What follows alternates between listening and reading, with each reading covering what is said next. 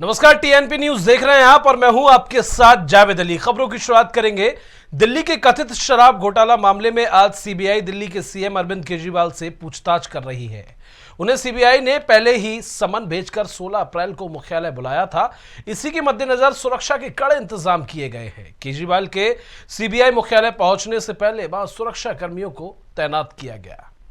दिल्ली के मुख्यमंत्री अरविंद केजरीवाल की सीबीआई हेडक्वार्टर पहुंचे हैं। सीबीआई लगातार सवाल जवाब कर रही है, लेकिन उसी बीच में हम आज दिल्ली की जनता के पास आए हैं। क्या जो विकास के वादे थे अरविंद केजरीवाल के चुनाव के दौरान वो पूरे हो, चाहे एमसीडी चुनाव हो, चाहे विधानसभा चुनाव हो, बड़े बड़े मुद्दे और बड़े बड़े बात तो करते हैं अरविंद केजरीवाल, लेकिन जनता के बीच जब पहुँचते हैं तो हकीकत क्या होती है वो बताने के हमारे साथ एक सज्जन हैं। हम इनसे बात करें। अरविंद केजरीवाल ने जो वादा किया था या जो विकास के मुद्दे थे, जो सीबीआई को कस्टडी में जाना पड़ा, इन सब को लेकर आप कैसे देखते हैं? सबसे पहले मैं आपके प्रश्न पे आऊँगा, लेकिन उसकी भूमिका में मैं कुछ कहना चाहता हूँ। अरविंद केजरीवाल ने प्रेस कॉन्फ्रेंस की और एक सेंटेंस का, बड़ा आपत्तिजनक सेंटेंस कहा उसने कि अरविंद केजरीवाल भ्रष्टाचारी है तो सारा देश भ्रष्टाचारी है। मुझे सख्त आपत्ति है अरविंद केजरीवाल पर। अरविंद केजरीवाल भ्रष्टाचारी है लेकिन सारा देश भ्रष्टाचारी नहीं हो सकता। अरविंद केजरीवाल चोर हो सकता है, मक्कार हो सकता है, भ्रष्टाचारी हो सकता है, दुराचारी हो सकता है, कपटी हो सकता है, लेकिन पूरे देश को जो कह रहा था ना, अरविंद केजरीवाल देश नहीं है। देश का आदमी, आम नागरिक एकदम ईमानदार है, ईमानदारी से वोट करता है।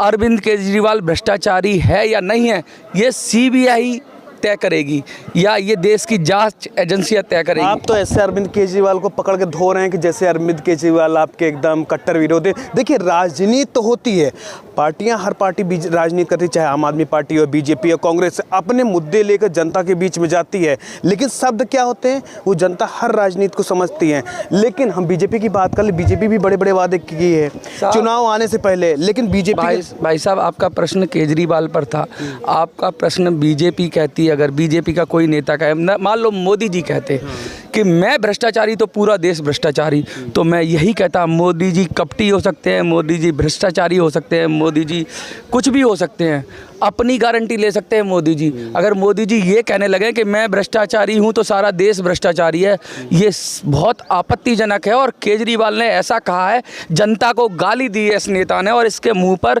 जनता अपने शब्दों का तमाचा मारना चाहिए जनता को, और मैं शब्दों का तमाचा मार। आप दिल्ली की जनता हैं, आपसे पूछा जाए क्या जो विकास के वादे 14 गारंटी कार्ड एमसीडी चुनाव में दिए थे कि 14 हमारी एमसीडी में सरकार बनती है, हम 14 गारंटी है, हम इसको पूरा कर, क्या वो जनता को मिल पा रही है?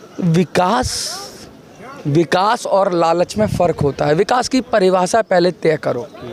विकास का मतलब बिल्डिंगें बनाना होता है, विकास का मतलब स्कूल बनाना होता है, विकास का मतलब होता है चहुमुखी विकास। मैं बिल्डिंग तो बहुत अच्छी बनाऊं, लेकिन स्कूल के जो टीचर हैं, गेस्ट टीचर हैं, उनको रखूं ठेके पर, ये विकास है? काय का विकास है? मैं रोड बहुत अच्छी बनाऊं लेकिन मेरी पॉकेट में गाड़ी खरीदने के लिए पैसा ना हो, ये विकास है? ये घंटा का विकास है?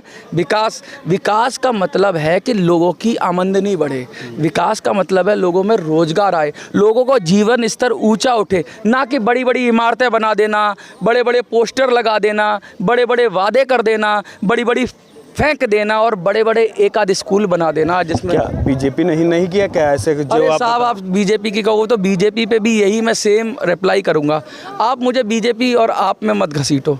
मैं साफ साफ कह रहा हूं, जो ये फालतू की बात करता है कि विकास विकास विकास, सरकारें विकास के लिए नहीं होती। सरकारें मानव पे परजीवी होती हैं, मानव से टैक्स वसूलती हैं और उनसे उनका पेट भरता है, नौकरों का पेट भरता है। ये जनता ने, ये सरकार सबसे बड़ी क्या होती है? गुंडा होती है।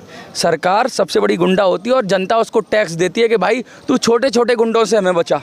आपको शायद आपत्तिजनक लगे, लेकिन हमने एक बहुत बड़ा गुंडा बिठा रखा है जो क्या करता है, हमारे छोटे छोटे जो टटपूजिया गुंडे होते हैं उनसे रक्षा करता है, अपराधियों से रक्षा करता है, क्योंकि अपराधियों पे वो चाबुक चलाता है। लेकिन जब सरकारें व्यक्तियों पे ही चाबुक चलाने लगें जिनसे टैक्स लेती हैं, तो सरकारों को हट जाना चाहिए। सरकारें होती हैं अपराधियों पे नियंत्रण करने के लिए। आप साफ तौर से देख सकते हैं जो विकास के वादे किए गए थे, कहीं ना कहीं वो पूरा होते हुए नहीं नजर आ रहा। हम चाहे आम आदमी पार्टी की बात कर ले, किसी की बात कर ले, केंद्र में भी बड़े बड़े वादे किए थे, हम ये कर देंगे, ये कर देंगे, क्या वो वादा आज पूरा हो रहा है? जनता खुश है ये देखिए, हम आप नहीं कह रहे, ये जनता के बीच में हम जाने के बाद जनता की रिपोर्ट लेते हैं। आप क्या कहेंगे, जैसे आम आदमी पार्टी केजरीवाल सीबीआई जब कस्टडी में उनसे पूछताछ की जा रही है, क्या कहेंगे, आपका क्या विचार है? जब केजरीवाल जी अपने आप को कहते हैं मैं ईमानदार हूँ, तो इस तरीके से उनको डरना नहीं चाहिए। जब वो कहते हैं मैं भ्रष्टाचार नहीं करता, ठीक है, मैं भ्रष्टाचार हूँ तो पूरा देश भ्रष्टाचारी है, ये गलत है। केजरीवाल जी जो कहते हैं वो है नहीं, क्योंकि केजरीवाल जी को कोई टाइम था जनता बहुत वो करती थी, ऑटो वालों ने बनाया उनको, बहुत कुछ करा। आज के टाइम में वही ऑटो वाले उसको नहीं पूछते, क्यों? क्योंकि काम नहीं करके दिखाया उनने। जो उनने वादे करे हैं वो वापसी, बिजली का जैसा मुद्दा है, बिजली थोड़े दिन फ्री दे के उनने वो वापसी ले ली। अब इतनी जनता कहाँ से टैक्स भरेगी? वो तो आप साफ तौर से देख सकते हैं, इनका क्या कहना है कि जो विकास किए गए थे वो क्या पूरे हुए अरविंद केजरीवाल के द्वारा। आप एक युवा हैं, दिल्ली में रहते हैं, आप पढ़ाई करते होंगे या कुछ भी करते होंगे, जो दिल्ली के अंदर जो विकास की बात की गई थी, क्या वो पूरी हो पाई अरविंद के लिए? देखो, मतलब अगर हम केजरीवाल जी के उदय से बात करें कि जो जन लोकपाल बिल का आंदोलन हुआ था जिसमें अन्ना हज़ारे उनके साथ थे, उस आंदोलन की नींव कभी भी ये थी ही नहीं कि हम एक पॉलिटिकल पार्टी बनाएंगे और पॉलिटिक्स में आकर देश को मतलब साफ़ सुथरा करेंगे। अन्ना हज़ारे का विज़न भी ये नहीं था। चलो ठीक है, उसके बाद भी अरविंद केजरीवाल अपनी आम आदमी पार्टी के नाम से पार्टी बनाते हैं, काफ़ी सारे बड़े बड़े नाम उनके साथ आते हैं, धीरे धीरे करके सारे छोड़ देते हैं। जो आशुतोष एक न्यूज़ एंकर हैं वो छोड़ देते हैं, कुमार विश्वास वो छोड़ देते हैं। और मेरे को ऐसा लगता है कि जिस विकास की नींव पे इन लोगों ने दिल्ली में दोबारा सरकार बनाई थी, हम हमेशा दिल्ली के स्कूल का मॉडल प्रेजेंट करते हैं। जैसे गुजरात मॉडल बहुत ज़्यादा वायरल हुआ था, वैसे ही दिल्ली के स्कूल्स का मॉडल बहुत ज़्यादा वायरल होता है कि जो दिल्ली के स्कूल्स हैं वो नेक्स्ट लेवल पर।